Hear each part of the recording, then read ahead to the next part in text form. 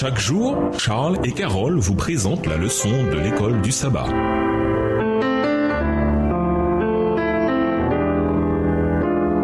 Bienvenue à votre émission. Dieu nous parle. Voilà la leçon de lundi, les cailles et la manne. Malheureusement, ces récits de pèlerinage nous fournissent un modèle répétitif de rébellion. Les Israélites oubliaient que la main puissante de Dieu les avait aidés par le passé et qu'il avait trouvé des solutions à leurs problèmes. Ils se laissèrent aveugler par leurs problèmes du moment et perdirent de vue leur but ultime et l'avenir radieux qui leur avait été promis. Aujourd'hui encore, c'est un problème courant parmi le peuple de Dieu. Lisons Exode 16, versets 1 à 36. Quelle était la cause des plaintes des Israélites et que se passa-t-il ensuite? Exode 16, les versets 1 à 36. Toute l'assemblée des enfants d'Israël partit d'Élim, et ils y arrivèrent au désert de Sin, qui est entre Élim et Sinaï, le 15e jour du second mois après leur sortie du pays d'Égypte. Et toute l'assemblée des enfants d'Israël murmura dans le désert contre Moïse et Aaron. Les enfants d'Israël leur dirent: Que ne sommes-nous morts par la main de l'Éternel dans le pays d'Égypte, quand nous étions assis près des pots de viande, quand nous mangions du pain à satiété, car vous nous avez menés dans ce désert pour faire mourir de faim toute cette multitude.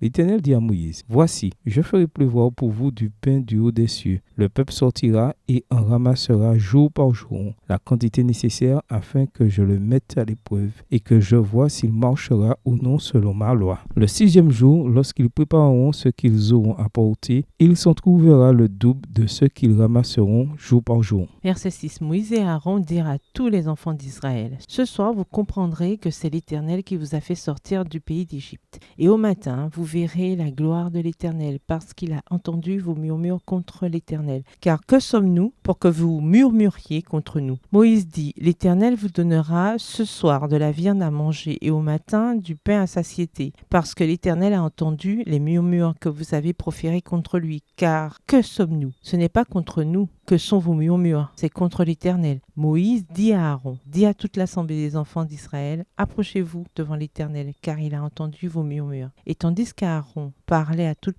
l'assemblée des enfants d'Israël, ils se tournèrent du côté du désert, et voici la gloire de l'Éternel parut dans la nuit. Verset 11, l'Éternel s'adressa à Moïse, dit: J'ai entendu les murmures des enfants d'Israël. Dis-leur: Entre les deux soirs, vous mangerez de la viande, et au matin, vous vous rassasierez de pain, et vous saurez que je suis l'Éternel votre Dieu. Le soir, il survint des cailles qui couvrirent le camp, et au matin, il y eut une couche de rosée autour du camp. Quand cette rosée fut dissipée, il y avait à la surface du désert quelque chose de menu comme des grains, quelque chose de menu comme la gelée blanche sur la terre. Les enfants d'Israël regardèrent et ils se dirent l'un à l'autre: Qu'est-ce que cela? Car ils ne savaient pas ce que c'était. Moïse leur dit: C'est le pain que l'Éternel vous donne pour nourriture. Verset 16. Voici ce que l'Éternel a ordonné, que chacun de vous en ramasse ce qu'il faut pour sa nourriture, un homère par tête, suivant le nombre de vos personnes. Chacun en prendra pour ceux qui sont dans sa tente. Les Israélites firent ainsi, et ils en ramassèrent les uns plus, les autres moins.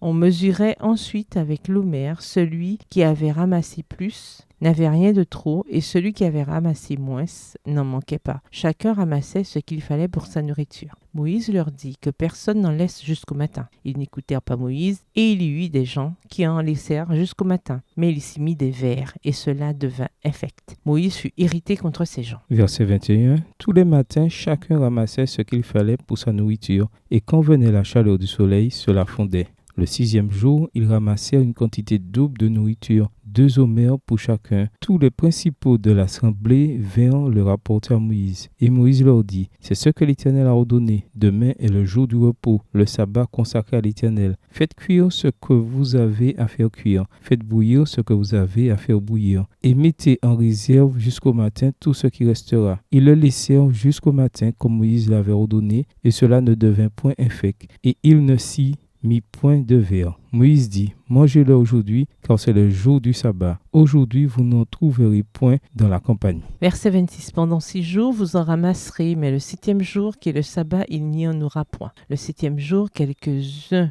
du peuple sortirent pour en ramasser, et ils n'en trouvèrent point. Alors l'Éternel dit à Moïse: Jusqu'à jusqu'à quand refuserez-vous d'observer mes commandements et mes lois? Considérez que l'Éternel vous a donné le sabbat. C'est pourquoi il vous donne au 6e jour de la nourriture pour 2 jours. Que chacun reste à sa place et que personne ne sorte du lieu où il est au 7e jour. Et le peuple se reposa le 7e jour. Verset 31. La maison d'Israël donna à cette nourriture le nom de manne. Elle ressemblait à de la graine de coriandre. Elle était blanche et avait le goût d'un gâteau au miel. Moïse dit, voici ce que l'Éternel a ordonné, qu'un omer rempli de manne soit conservé pour vos descendants, afin qu'ils voient le pain que je vous ai fait manger dans le désert, après vous avoir fait sortir du pays d'Égypte. Et Moïse dit à Aaron, prends un vase, mets-y de la manne, plein un omer, et dépose-le devant l'Éternel, afin qu'il soit conservé pour vos descendants. Suivant l'ordre donné par l'Éternel à Moïse, Aaron le déposa devant le témoignage, afin qu'il fût conservé. Les enfants d'Israël mangèrent la manne pendant 40 ans, jusqu'à leur arrivée dans un pays habité. Ils mangèrent la manne jusqu'à leur arrivée aux frontières du pays de Canaan. L'omer est la 10e partie de l'épha. Il vaut la peine de relever que dans la Bible, les tentations sont souvent liées à la nourriture. Dans le jardin d'Éden, la chute était liée à la consommation du fruit de l'arbre de la connaissance du bien et du mal. Genèse 2, les versets 16 et 17, Genèse 3, les versets 1 à 6.